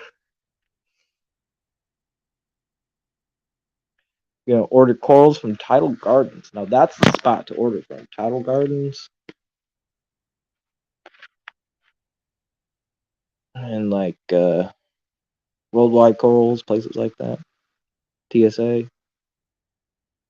Helps. Marine only has carbonate, alkalinity. Hannah doesn't give a clear answer on theirs.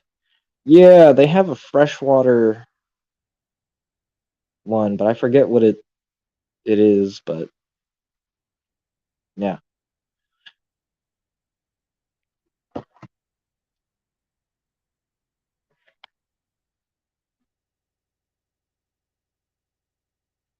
Bet you 3 times what you betted.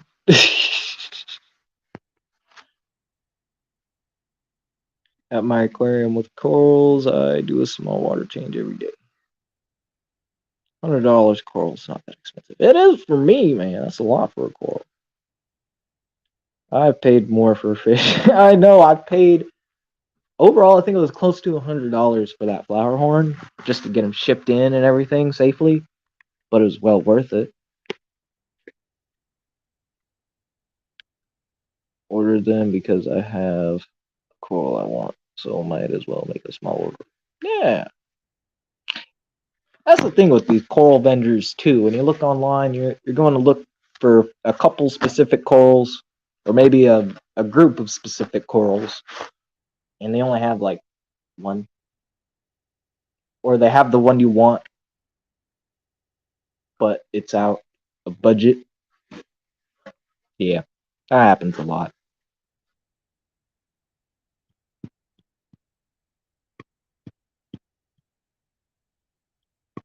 And then they slap a big fat sticker price on there because it's a ultra rainbow or a dragon sold 24 karat New York Nick buck torch.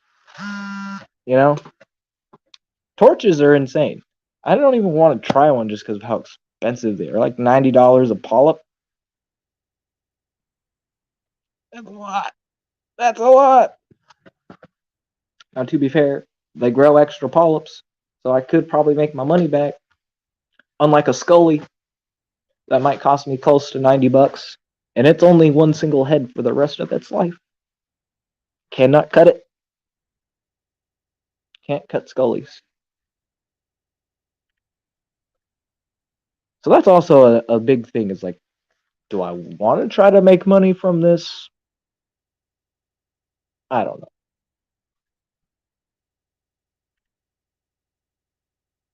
I wouldn't pay much for coral. I've worked with a $1,200 fish, Asian arowana. Oh, that is so awesome that you get to work with those. I still have never seen one in the flesh.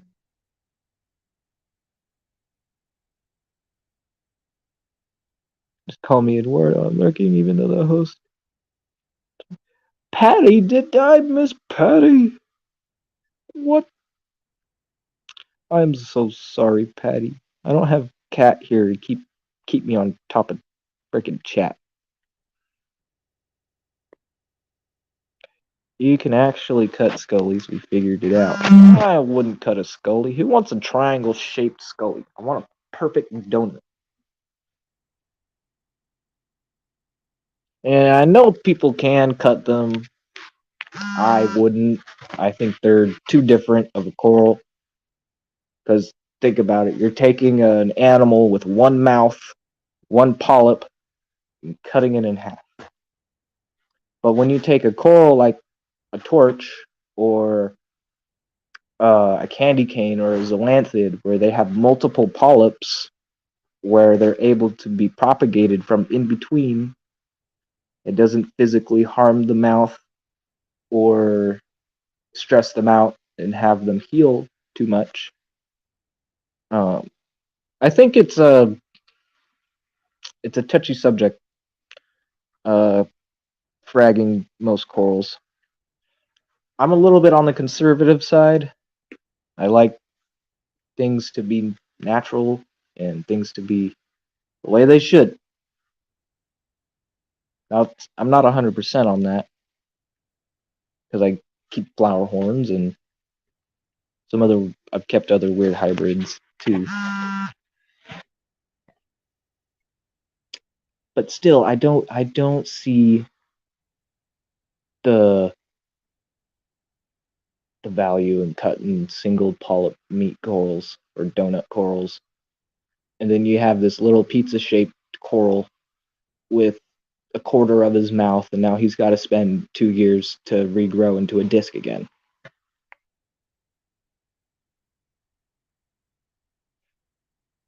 But that's like my thinking.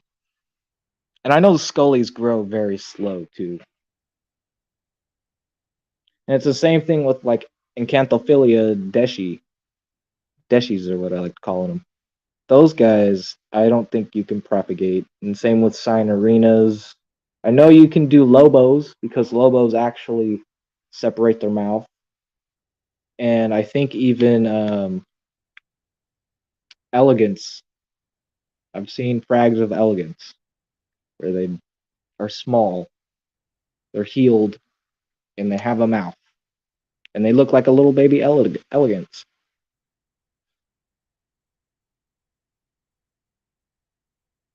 Working with high dollar fish can be a nerve wracking to say the least.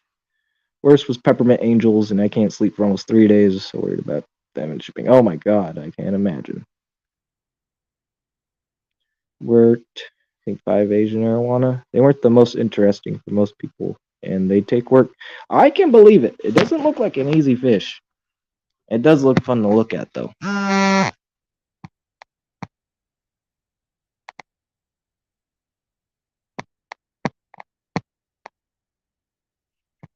Many more probably customers buying because of supposed rarity or price tag. Discus and marine attract those people as well. More money than sense. Yeah, there's a lot of people just straight up throwing money in this.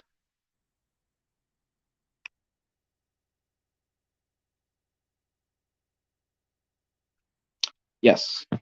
And that is another big thing, is to decrease the stress in the wild. There is a lot of stuff getting taken from the wild. And there are ways to sexually reproduce corals. It's just very difficult, and I don't think I haven't watched it fully, but there's a talk on bulk reef supply about actually spawning LPS corals like scullies. I need to finish watching that though. But if that's a thing we could do and get actual like color morphs in the aquarium hobby of aquaculture, true aquacultured scullies, not chop shopping wild ones.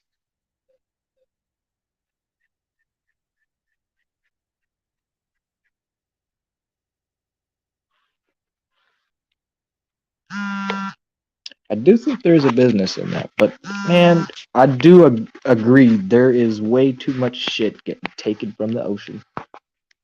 Even though we have all the CITES and all the things and all the permits, especially with places like Australia, they are very strict about what's coming out of their country, and they freaking got it down. Really great clowns and reef corals. So I bought the new 3 tanks. Oh, damn, Eduardo, why didn't you do it? You can do it. I believe in you.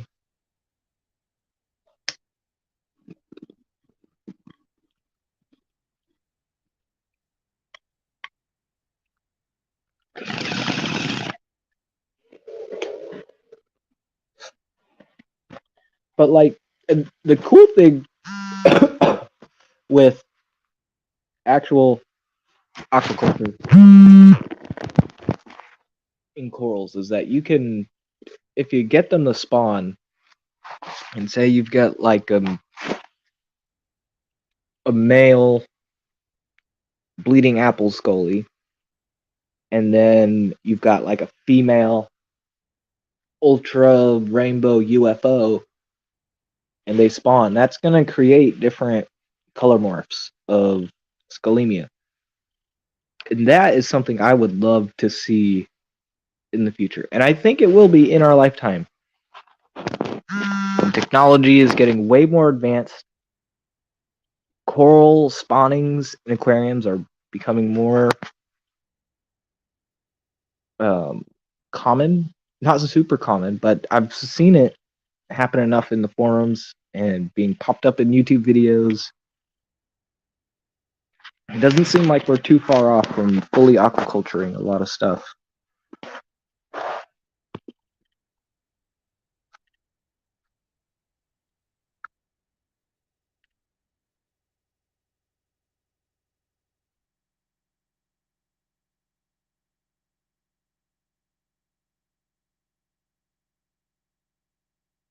Yep. And yellow. Sorry. Yellow tangs, like in Hawaii, being banned, and I think that was a good thing. Because, I mean, I've seen some articles of yellow tangs, just straight up bags of yellow tangs just thrown out, because they couldn't make it to mainland, sell them. And That's really fucking sad. Really sad. And I know that might be like rare occasion something like that happens, but look what happened when they banned the yellow tang. How fast did aquaculture yellow tangs become available? Are they more pricey? Yes. But are they available? Yes.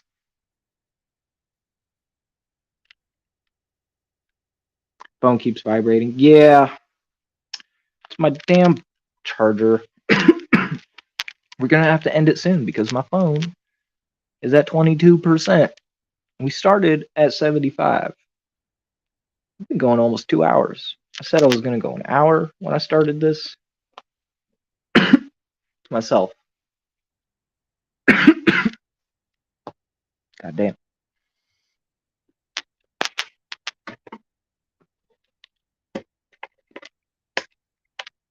Yeah, and like fish are becoming more available. I'm seeing more angel fishes be bred in captivity, which is really cool.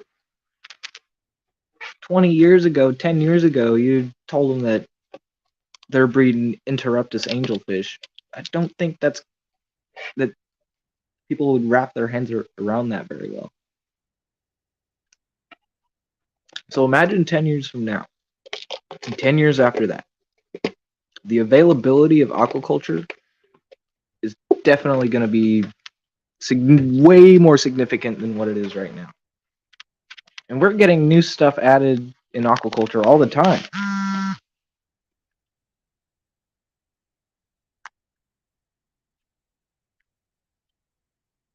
Your phone is telling you that you need sleep. Yeah, I probably should. I've been working all night. Came home, sat down for a little bit.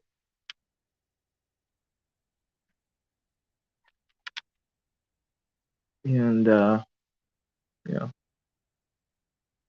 And we started the stream. Captive bred gem tang. I don't know if those are available, but I know you can get captive bred purples and yerples. They got yerple tangs now. You ever heard of a yerple? I think it's the ugliest goddamn fish I've ever seen.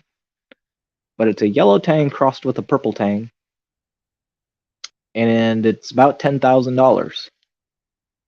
They're apparently super rare, and it was like a one-off hybrid. So I don't even think you can get them anymore.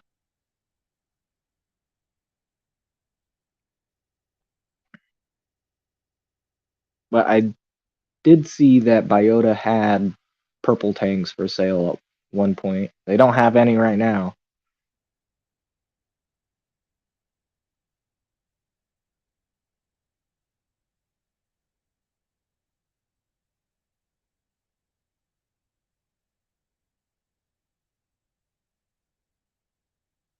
Hmm. Looking at it, American tangs, I think it is, and what people will pay for them.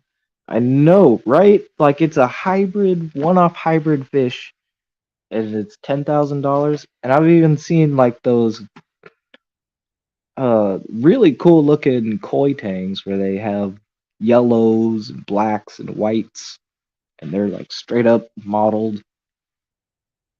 Those I've seen go for a lot of money too. And like Brendan was saying earlier, those peppermint angels, yeah, those are a lot of money. A lot of fish are a lot of money. But there are diamond in the rough cheap fish. All right? Don't get discouraged that everything saltwater is expensive. Not everything is. There are cheap fish. Not as cheap as freshwater. There are no $2.99 neon tetras in saltwater. I think the cheapest fish I've seen are the blue and green chromis for $10. I think that's it. And blue and green chromis get pretty big, and they need to be in a pretty large school. So I wouldn't even recommend them for people.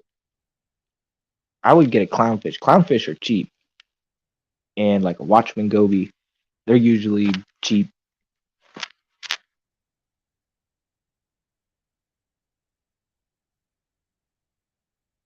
And cheap fish are funny.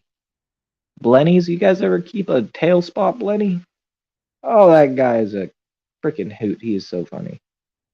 And cheap. Clowns with 5 quid. I think that's what it is. Quid something. Not American dollars. Not bald eagle paper money. Niche species are often the best. I think many marine fishes are cheap. Freshwater, the price is more complex. I think some of it, people holding up the price of their pockets. Euro, that's what it is.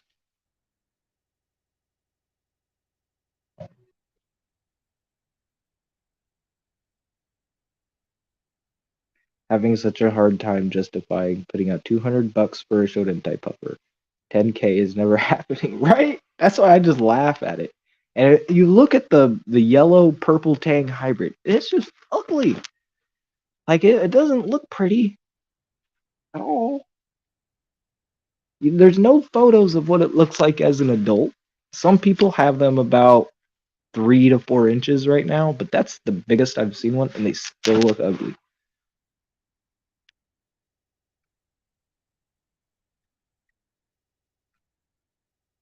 Yeah, some freshwater fish, I feel like, yeah, it's pricing is weird on them, but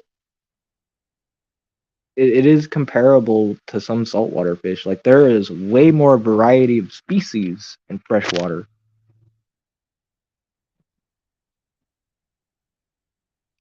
I think. I mean, I don't know. I'm just starting to get into saltwater, but like going to freshwater swaps, living next to a retail store that's half a wholesale store, a wet spot. Like I've seen a lot of different fish go through there, and there's just so many fish. A lot of them, I mean, are not cheap. A lot of them are not cheap. But I think the average saltwater fish is around $20 to $50. I think that's pretty reasonable for a fish. Now it might suck if you gotta buy like 3 or 4 of them, but in saltwater we usually only have to buy one because they're con-specific aggressive.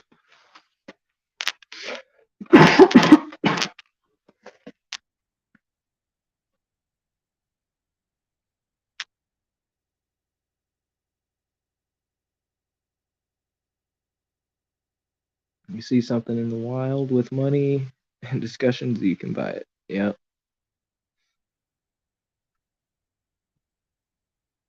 Uh, I know there are more saltwater fish, but I feel like availability wise, there are so many freshwater fish that I don't know. There's just so many fish, guys. Why are there so many fish? Why do I not have enough tanks? I love it.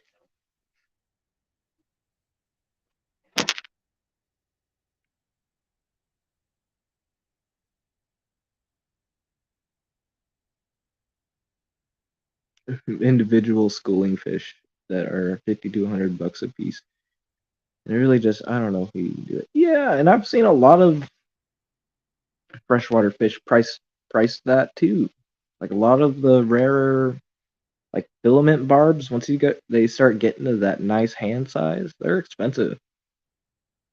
And like frontosas, those might be a common fish, but once that frontosa starts getting over 5, 6, 7, 8 inches, you're looking at a lot of money.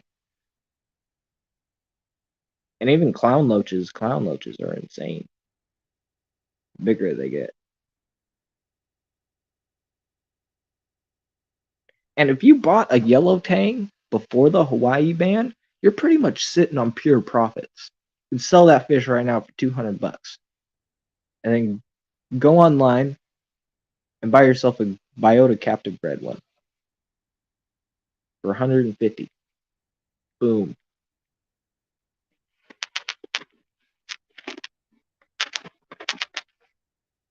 And 200 is pretty low for a yellow tang. You probably get more than that.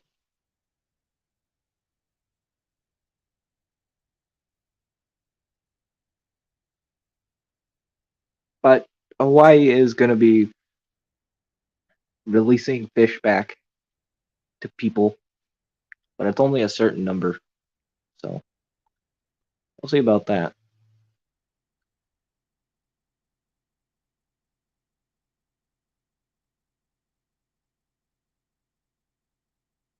Yeah, corridors are crazy. Like I find it hard to justify spending $20 a piece on a Cory cat that I need at least 10 of to view properly. Like, to be fair, to be honest, the proper way to view Cory cats are in a school of like 10. A school of 6 is okay, but I don't think they're thriving. Don't think they are.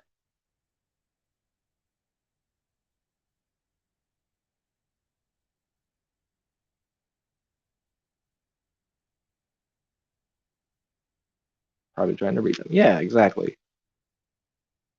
Damn, these damn plecos too, man. You see the price of some of these plecos, a fish that hides, you know? And they don't even clean the glass all that well. They're meat eaters. I don't know. Freshwater ichthyology is a pleco nut, so she's probably being like, "What you saying about my plecos?" I love my plecos. Don't get me wrong. I love my plecos.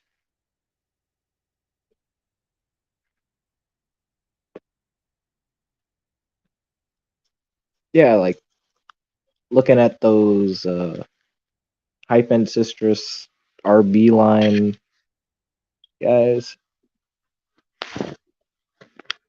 The L236.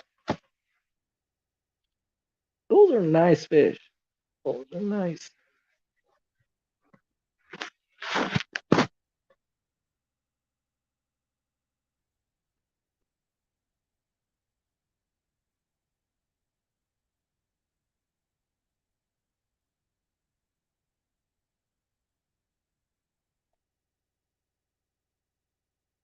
Plecos, well, prices are weird, difficult to define. Yeah, I think that's just the way plecos roll.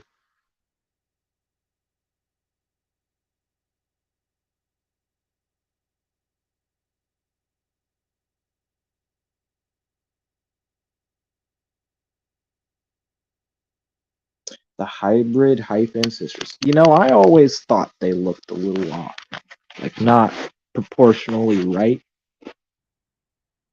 So that confirms that they are a hybrid. I did not know. I don't know that much about the L236 RB line, but I always thought that they didn't look proportionally right.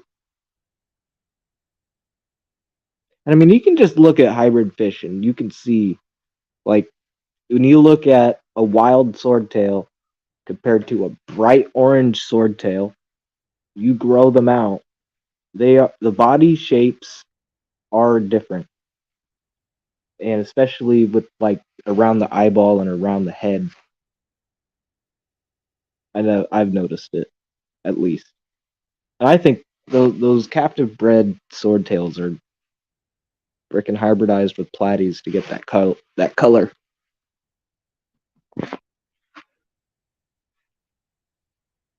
Oh god, my phone's at 11%. It's dying fast. StreamYard, I love you, but you kill my phone.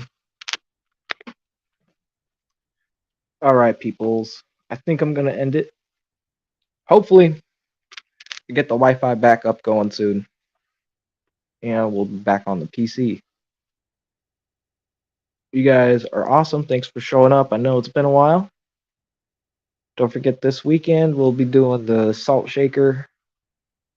Gonna talk about RODI and source water, why it's important. So you guys take it easy. You know, stay safe and all that. Love your fish. That's Kenny's thing. I always fucking say that. Um, Peace out, guys. I'll see you in the next one. Y'all are awesome.